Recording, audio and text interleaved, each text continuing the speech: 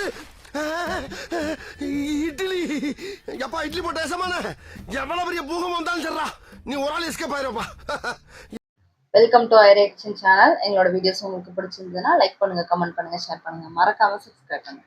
Okay, இப்போ என்ன video பார்க்குறோம்? எம்டிஎன் சேனலில் தான் பார்க்க போகிறோம். ரீசெண்டாக போட்ட வீடியோ தான் பார்க்க போகிறோம். அதுக்கப்புறம் இன்ஸ்டாகிராமும் ஃபேஸ்புக்கோட லிங்க் வந்து டிஸ்கிரிப்ஷனில் இருக்கும், செக் பண்ணி பார்த்துக்கோங்க. அதே மாதிரி ஹைப்புன்னு ஒன்று இருக்குது, அதையும் கிளிக் பண்ணிக்கோங்க. இப்போ வீடியோ பார்க்கலாமா? என்ன கேக்கு காலையில இருந்து பாடம் கட்டிட்டு இருக்க? போனோம் எங்க? போனோம் வந்துட்டு. யாருக்கு? கானா வினோத்தை தவறாக பேசினாரா திவாகர்? அந்த வார்த்தைக்காக திவாகருக்கு ரெட் கார்டு கிடைக்குமா? பார்வதிக்கும் கமருதனுக்கும் நடந்த பிரச்சனை என்ன? அவங்க ரூட்லெஸ் எல்லாத்தையும் பண்ணிடுறாங்க. தவறாக பேசினாரா கனி? அப்புறம் ஒரு சில பிரச்சனைகளை தான் இந்த வீடியோல பார்க்க போறோம்.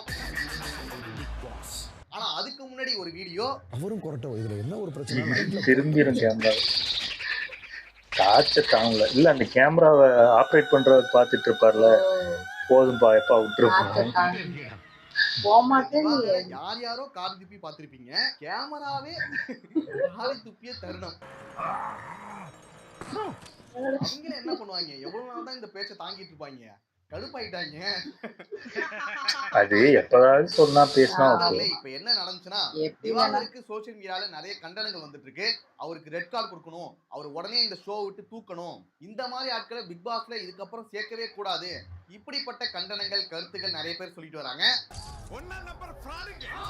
உண்மையாவே என்ன நடந்துச்சு, அவர் என்ன பேசினாரு எல்லாத்தையும் நான் சொல்றேன். இன்னைக்கு வழக்கம் போல திவாகருக்கும் கானா வினோத்துக்கும் ஒரு சண்டை நடக்குது. கிண்டல் பண்ணிக்கிறது, எப்ப பார்த்தாலும் இதான் நடக்குது. அதே போல இவங்க மாறி மாறி கிண்டல் பண்ணிட்டு இருக்கும் போதுதான் திவாகர் கானா வினோத்தை பார்த்து ஒரு வார்த்தையை சொல்றாரு. அந்த ஒரு வார்த்தைய 1 hour எபிசோட்ல மியூட் பண்ணிட்டாங்க. இருந்தாலும் லைட்டா தெரியும் என்ன பேசிருக்காருன்னு. புரியல என்னன்னு. கட் தகாதவனிடம் பேசவில்லை அப்படின்னு சொல்ற மாதிரி தான் இருந்துச்சு. ஃபர்ஸ்ட் டைம் பார்க்கும்போது நானும் அதான் நினைச்சேன். நீங்களும் அப்படி நினைச்சீங்க இல்லையா? ஆமா சார். அப்ப நானும் அந்த மாதிரி நினைச்சதுல தப்பு இல்லையே. மறுபடியும் பார்க்கும்போதும் அதே வார்த்தை சொல்ற மாதிரி தான் தோணுச்சு. அவர் அந்த வார்த்தையை பேசின பிறகு அரோரா மட்டும் தடுப்பாங்க. அவர் இன்னைக்கு பேசுவாங்க, அவ்வளவுதான் மரியாதை. அரோரா வந்துட்டு திவாகர் ஸ்டாப் பண்ணும்போது அரோராவையே அவர் திட்டுறாரு. இது அதோட முடிஞ்சிட்டு, ஆனா இந்த வார்த்தை சொன்னதான் தப்பு அப்படின்னு சொல்லிட்டு நிறைய பேர் சொல்லிட்டு இருந்தாங்க. தப்பு தான் மேடம். இருந்தாலும் எனக்கு ஒரு டவுட் இருந்துச்சு. ஏன்னா இது வந்து ஒரு சாதாரணமான வார்த்தையே கிடையாது, ரொம்ப ஒரு சென்சிட்டிவான ஒரு வார்த்தை. இதை பத்தி தெரிஞ்சுமா அவர்தான் பேசுவாரு. அது மட்டும் இல்லாம இந்த வார்த்தையை அவர் பேசின பிறகு எப்படி அங்க உள்ளவங்க வந்துட்டு அதை வந்து சாதாரணமா கடந்து போனாங்க. ஏன்னா சிம்பிளா ஏதாவது சொன்னாலே அதுக்கு இது பேசாதீங்க, இது பண்ணாதீங்க, அப்படி இப்படின்னு நிறைய பேர் வந்து சொல்லுவாங்க. இந்த வீணாலாம் இப்ப வராது. எப்படி அதை தடுக்காம அது சாதாரணமா கடந்து போனாங்க அப்படிங்கிற ஒரு டவுட் இருந்துச்சு எனக்கு. அப்பதான் ஒரு வீடியோ ஒன்று பார்த்தேன். அது வந்து லைவ்ல ரெக்கார்ட் பண்ண ஒரு வீடியோ. இது என்ன வருதுன்னா, தீஞ்ச கற்சட்டி வாயன் அப்படின்னு தான் சொல்றாரு. அதுக்கப்புறம் அரோராவும் அதே வார்த்தையை தான் சொல்றாங்க.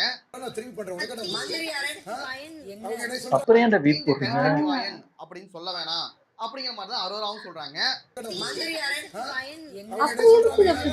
இதுல இருந்து கிளியரா தெரியுது அவர் வந்துட்டு தீண்டத்தகாதவன் அப்படிங்கிற வார்த்தையை சொல்ல, தீஞ்ச கரிச்சட்டி வாயன் அப்படிங்கிற வார்த்தையை தான் சொல்லியிருக்காரு. இந்த வார்த்தையை சொன்னதுமே தப்பு தான். அதுக்கு நான் அப்புறம் வரேன். ஒருவேளை இது எடிட்டா இருக்கலாம், எடிட் பண்ணி போட்டிருப்பாங்க அப்படின்னு கூட நிறைய பேர் சொல்லலாம். ஆனா இங்கதான் ஒரு விஷயத்தை நம்ம கவனிக்கணும். அடுத்து அரோரா வந்துட்டு கம்ப்ளைண்ட் பண்ணுவாங்க. அதில் ஒரு வார்த்தை இவர் கூறினார், கரிசட்டி வாயன் என்று கூறினார் அப்படின்னு ராணி கிட்ட அரோரா சொல்லுவாங்க. கரிசட்டி வாயன் என்று கூறினார்.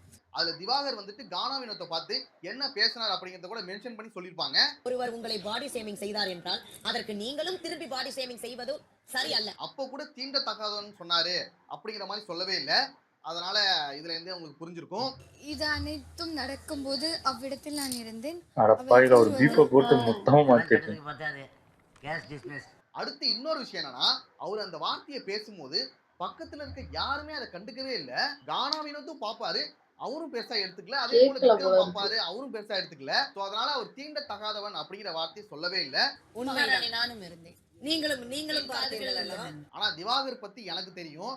திவாகர் அப்படிப்பட்ட ஒரு மைண்ட் செட் உள்ள ஆள் தான். ஆமா, ஆமா. வெளியிலயும் சரி உள்ள போயும் சரி அந்த மாதிரி நிறைய தெரிஞ்சல. விஷயங்களை பேசிருக்காரு. அதுக்காக நம்ம ரோஸ்டும் பண்ணிருக்கோம். ஆனா இந்த இடத்துல அவர் சொல்லல. அதை தான் நான் மென்ஷன் பண்றேன். இருந்தாலும் ஒரு இந்த பிரஸ்டீஜ் பார்க்குறோம், ஒரு ஏற்றத்தாழ்வு பார்க்குறோம். திவாகரை பொறுத்த வரைக்கும் எல்லார்கிட்டயுமே ஒரு ஏற்றத்தாழ்வு பாக்குறாரு அப்படிங்கிற விஷயத்த வந்து வினோத் சொல்லியிருப்பாரு. அது வினோத்துக்கு மட்டும் இல்ல, எல்லா கண்டஸ்டன்ட்டுக்குமே தெரியும்.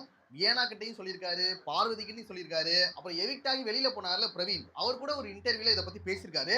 திவாகர் பழகுறவங்க கிட்ட ஏற்றத்தாழ்வு பார்க்குறாரா? 1000% அந்த மனுஷனுக்கு வேறு எதுவும் தெரியாது ஸ்ட்ராங்கரா. அந்த மனுஷனோட ரீல்ஸை விட அவர் ரத்தத்தில் ஒரு விஷயம் இறங்கியிருக்குன்னா ஏற்றத்தாழ்வுன்னு பார்க்குற ஒரு விஷயம். ஸ்டார்டிங்ல திவாகர் இந்த வினோத் காம்போ வந்து நல்லா இருந்துச்சு, ஃபன்னா போயிட்டு இருந்துச்சு. ஆனா போக போக போக அது ஒரு மாதிரியா டாக்ஸிக்கா மாற ஆரம்பிச்சு. இந்த காமெடி ஃபன் இதெல்லாம் தாண்டி ரெண்டு பேருமே சீரியஸா சண்டை போட ஆரம்பிச்சிட்டாங்க. அவரு கூட அது ஜாலியா இருக்கிற மாதிரி இருக்கு. அது மூச்சு பார்க்கறதுக்கு பாரு, நல்லா திவாகர் இல்ல, இரிட்டேட் பண்ற மாதிரி தான் இருக்கு. உடச்சிட்டி நோக்கு உடச்சிட்டி போறேன். திவாகரை பொறுத்த வரைக்கும் வினோத் வந்துட்டு அவரை கிண்டல் பண்றது வந்து அவர் சுத்தமா பிடிக்கல. பிடிக்காத ஒரு மனுஷனை டார்கெட் பண்ணி கிண்டல் பண்றது, கலாய்க்கிறது இது வந்து ரொம்ப தப்பான விஷயம். கானா வினோத் என்ற நபர் உருவக்கிளி பயங்கரமா செய்கிறாரு. அது மட்டும் இல்லாம பாடி ஷேமிங் தான் பண்ணிட்டு இருக்காங்க. வினோத் மட்டும் இல்ல, திவாகரும் பாடி ஷேம் தான் பண்றாரு. அதனால இந்த டைம் விஜய் சேதுபதி இதை ஸ்டாப் பண்ணணும். கண்டிப்பா வினோத் கிட்டயும் சொல்லணும். நீயும் நல்லவனும் கிடையாது, இவனும் நல்லவன் கிடையாது. ரெண்டு பேருக்குமே நான் எதிர்க்கவே சொல்றேன். வினோத் கூட ஒரு இடத்துல சொல்லியிருப்பாரு, இதுக்கப்புறம் நான் திவாகரை பாடி ஷேம் பண்ண மாட்டேன், பாடி ஷேம் இல்லாம நான் எப்படி காமெடி பண்ணலாம்னு பாக்குறேன் அப்படிங்கிற விஷயத்த சொல்லியிருக்காரு. அதனால இதுக்கப்புறம் என்ன பண்றாருங்கிறத பார்க்கலாம். நீங்க புரிஞ்சுக்கோங்க, நான் சொல்றேன். அடுத்து அரோராவுக்கும் திவாகருக்கும் நடந்த ஒரு பிரச்சனை. வேலையை பாரு. இந்த மாதிரி திவாகர் பேசின பிறகு அரோரா கேட்பாங்களே, அதுக்காக திவாகர் வந்து அரோராவை திட்டுவாரு. அது எப்படி ஒரு இளவரசிய ஒரு அமைச்சர் வந்துட்டு எல்லார் முடியும் திட்டுவாரு? ஒரு அமைச்சர் பட்டத்து இளவரசியை எப்படி அப்படி பேசலாம்? இதுக்காக திவாகர் வந்துட்டு என்கிட்ட மன்னிப்பு கேட்கணும்னு அரோரா சொல்லுவாங்க. சபை கூடும்போது அனைவர் முன்னிடம் மன்னிப்பு கேட்க வேண்டும். என்னமோ சாஸ்தாங்கமா வந்து மன்னிப்பு கேட்கணுமா? நமக்கு தான் ஆல்ரெடி திவாகர் பத்தி தெரியுமே. எது இது சொன்னாலும் கேம் ஏத்துக்க மாட்டாரு. புரிஞ்சுக்கிறதுக்கு ட்ரை பண்றதுமே கிடையாது. என்ன சொல்றாங்க அதை கேட்கறதே கிடையாது. திவாகரை பொறுத்த வரைக்கும் பிக் பாஸ் சொன்னா கேட்பாரு, அப்படி இல்லைன்னா விஜய் சொன்னா கேட்பாரு. இவங்க ரெண்டு பேரை தவிர வேற யாரு சொன்னாலும் கேட்கிற ஒரு ஆளே கிடையாது. வாய்ப்பே இல்லை. சொன்னா கேப்பியா மாட்டியா? நீ சொன்னா நான் என்ன கேட்கணும்? வெளியில வந்த பிறகு அவரை ஓட் பண்ணி சப்போர்ட் பண்ணீங்களே, நீங்க சொன்னா கூட கேட்க மாட்டாரு. போடா அப்படி சொல்லிட்டு போயிடுவாரு. பெரிய நான் அரோரா கிட்ட மன்னிப்பு கேட்பேன்னு சொல்லிட்டு அந்த டாஸ்கை விட்டு விலகிறாரு. ஃபர்ஸ்ட் டைமா டாஸ்க்ல இருந்து வெளியேறேன், சாரி சார், தப்பா எடுத்துக்கிறாதீங்க. பார்வதி கிட்ட சொல்லிட்டு இருப்பாங்க. இந்த கோழி முட்டி கனியாக்க தான் அது நிக்க மாட்டேன்னு வரலிட்டாரு. கோழி முட்டி விட்டு என்னடா கூட இருந்து குழி பறிக்கிறீங்களா? கூட இருந்து குழி பறியா பின்ன கொய்யாடா பறிக்க. அதனால கனி மேல இவர் காண்டாகி கனி பக்கம் திரும்பிடுவாரு. இதுதான் குரூப்பிசம் பண்ணிட்டு இருக்காங்கல, இங்கடு தோண்டி வருது அங்கடு தோண்டி வருது. கேமுக்குள்ள நடக்குது, அதை கேமா பார்க்காம இவர் பர்சனலா எடுத்துக்கிட்டு அவர் எப்பவுமே அதான் பண்றாரு. நான் கேம் விட்டு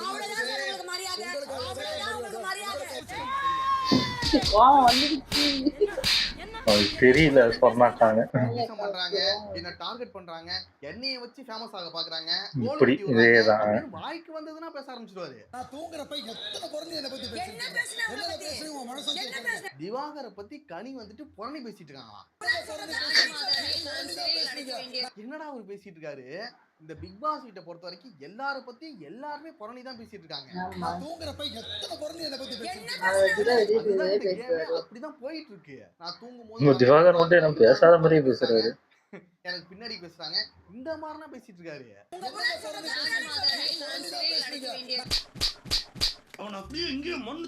சரி இப்படிலாம் நீ பேசுறீல, நீ ஃபர்ஸ்ட் ஒழுங்கா, நீ யார பத்தி புரணி பேசுறது இல்ல அப்படிதானே? டக்குனு ஃபர்ஸ்ட் பெர்ஃபார்மன்ஸ்ல எந்திரச்சு ஏம்பருக்கு சோ ஜெலஸ் தெரியுது. அதுக்கு நான் 2 நாளைக்கு முன்னாடி நீயும் பார்வதி சேர்ந்து கனியை பத்தி தான் புரணி பேசிட்டு இருந்தீங்க. அதெல்லாம் உங்களுக்கு ஞாபகத்துக்கு இல்லையா? கனியக்காவை ஒருபோதும் நம்பாத. இந்த சீசனை பொறுத்த வரைக்கும் அதிகமா புரணி பேசின நபர்கள் யாருன்னா பார்வதி, இன்னொன்னு திவாகர். இவங்க 2 பேர் மட்டும் தான் அதிகமா சொல்றேன். மெயினா கனியோட வேலை என்ன தெரியுமா? சமையல் செஞ்சு எல்லாரையும் அவங்க வலையில விழ வச்சு எப்பா எல்லார பத்தியும் புரணி பேசுறது, தப்பு தப்பா பேசுறது, கேவலமா பேசுறது, கேமரால ரெஜிஸ்டர் பண்ணணும் பேசுறது, இது எல்லாத்தையும் பண்ணிட்டு இப்ப உத்தம மாதிரி பேசிட்டு இருக்காரு. அவங்க பயங்கரமான ஒரு கன்னிங் பர்சனாலிட்டி. டேய் ஓவரா இருக்கலாம். உனக்கு வெக்க இல்லையாடா பேசுறதுக்கு மரியாதை கெட்டு. அதுக்கப்புறம் 2 பேருக்கு ஒரு கடுமையான சண்டை ஒண்ணு போயிட்டு இருந்துச்சு. அந்த சண்டை முடிஞ்ச பிறகு கனி, திவாகர், சபரி இவங்க 3 பேரும் உட்காந்து பேசுவாங்க. ஒரு வார்த்தை சொல்றாரு, நீங்க சாப்பாடு போட்டு எல்லாரும் ஏமாத்துறீங்கன்னு. அப்பதான் கனி வந்து திவாகருக்காக என்னென்ன விஷயங்கள் பண்ணாங்க அது எல்லாத்தையும் சொல்லிட்டு இருப்பாங்க. கால் அவ்வளவு வலிக்குது, நான் சாப்பிடாம தோசை ஊத்திட்டு இருக்கேன், நான் இவருக்கு ஊத்தி கொடுத்துட்டு தான் நான் கடைசியா சாப்பிடுறேன். இதுக்கு முன்னாடி நிறைய இடங்கள்ல கனியை பத்தி திவாகர் சொல்லியிருக்காரு. இது போல கனியக்கா வந்து ரொம்ப நல்லவங்க, அவங்க எல்லாருக்கும் சாப்பாடு போடுறாங்க, எல்லாரையும் அன்பா பாத்துக்கிறாங்க, இது மாதிரி நிறைய இடங்கள்ல சொல்லியிருக்காரு. இப்ப பிரச்சனைன்னு வந்ததும் கனியை திட்ட ஆரம்பிச்சிட்டாரு. அவர் யாருனாலும் திட்டுவாரு. எனக்கு தேவையில்ல. அப்புறம் கனி வந்துட்டு எல்லாத்தையும் எக்ஸ்பிளைன் பண்ணி சொல்லுவாங்க. அதுக்கப்புறம் இவருக்கு புரிஞ்சு மனம் திருந்துற மாதிரி ஒரு நடிப்பை போட்டு சாரி கேட்டுடுவாரு. தவறுதெல்லாம் வந்துருச்சுங்க, தப்பா நினைச்சுக்காதீங்க. என்னடா இது, திவாகர் கிட்ட நான் இதை எதிர்பார்க்கவே இல்லையே. எப்போதுமே சாரி கேட்காம ஏதாவது உனக்கு சம்மந்தமே எல்லாம் பேசிட்டு கோவப்பட்டு போயிடுவாரு. இன்னைக்கு என்னடா மன்னிப்புனா கேட்கிறாரு அப்படின்னு எனக்கே ஆச்சரியமா இருந்துச்சு. பரவாயில்லடா, இன்னைக்காச்சும் கொஞ்சமாச்சும் அந்த விஷயத்தை வச்சு புரிஞ்சுக்கிறதுக்கு ட்ரை பண்ணி மன்னிப்பு கேட்கிறாரு. அதுக்காக அவரை பாராட்டலாம்டான்னு நினைச்சேன். அடுத்த நிமிஷமே ஒண்ணு பண்ணாம பாருங்க. சரி பண்ணாரு பாருங்க, இதை வேற சொல்ல வேண்டியதா இருக்கு. பிக் பாஸ் சார், பொதுமக்களே. அதுக்கப்புறம் வழக்கம் போல நான் கேமரா முன்னாடி ரிஜிஸ்டர் பண்ணணும்னு சொல்லிட்டு எல்லாத்தையும் உளறிட்டு இருப்பாரு. கேட்டா அதுக்கு கணித்தறி என்றாக்கா அவங்க காமெடி பண்ணா சரி. இதுக்கு முன்னாடி தான் திவாகர் வந்து கனி கிட்ட மன்னிப்பு கேட்டாரு. இப்போ என்னன்னா அவங்கள பத்தியே தப்பு தப்பா கேமரா பண்ணி பேசிட்டு இருக்காரு. அப்படின்றது எனக்கு கொஞ்சம் கூட புரியல. போயா உசுரம் வாங்க, இதுதான் பாத்துட்டாங்களே அப்புறம் எதுக்கு மன்னிப்பும் கேட்கிற, இங்க அவங்கள பத்தியே தப்பு தப்பா சொல்ற. யாரா நீ? கனி பண்ணது தப்புன்னு உனக்கு தோணுச்சுன்னா அவங்க கிட்ட எதுக்கு மன்னிப்பு கேட்கணும்? புரட்ட பிரச்சனை. இத பாக்கும்போதே இல்ல, அது ஒரே ஸ்டாண்டா இருக்கணும். பிடிக்கலன்னா பிடிக்கலாமே இருந்துக்கணும். புரட்ட பிரச்சனை அங்க ஒரு மாதிரி இங்க பேசிட்டு இருக்கும்போது அப்படியே கேமரா திருப்பிட்டாங்க. இந்த சீசன்லயே எனக்கு பிடிச்ச விஷயம் இதான். திவாகரால என்ன சொல்றேனே தெரியல. மூஞ்சே ஒரு மாதிரி. என்ன ஒரு விஷயம்னா, உங்களுக்கு வந்து யாருக்கிட்டயாவது ஒரு பிரச்சனைனா டேரக்டா அவங்க கிட்ட தான் போய் பேசணும். அவங்க கிட்ட பேசி கிளியர் பண்ணணும். இல்லனா இவரு இங்க இருந்து பண்ணுவார்ல, வீடியோ போட்டு அந்த மாதிரியே பண்ண பாக்குறாரு. மக்கள்கிட்ட சொல்லணும். அது உண்மையா சொன்னா பரவாயில்ல, தப்பு தப்பா சொல்றது. நமக்கு இருந்த அதே காண்டு கேமராமேனுக்கு இருந்திருக்கு. சிறப்பான ஒரு சம்பவத்தை பண்ணிட்டாரு. இங்க இன்டர்வியூ பண்ணிட்டு அதுக்கப்புறம் அவர் சேனல்ல போய் வீடியோ போடுவார்ல, அந்த மாதிரி. பரவாயில்ல விடுங்க. பார்வதிக்கும் கமருதனுக்கும் நடந்த ஒரு நெய் இவ்வளவு நாள் பொறுத்துட்டு இருந்தே பெருசு. கமருதன் வந்துட்டு யாருக்கும் தெரியாம நெய் எடுத்துட்டாரு போல. அதை வந்துட்டு பார்வதி போட்டு கொடுத்துருவாங்க. அதனால கமருதன் வந்து காண்டாயிடுவாரு. அவ்வளவு கரெக்டான ஆளா நீ? எப்படி நீ போட்டு கொடுப்ப? எனக்கு புரியல.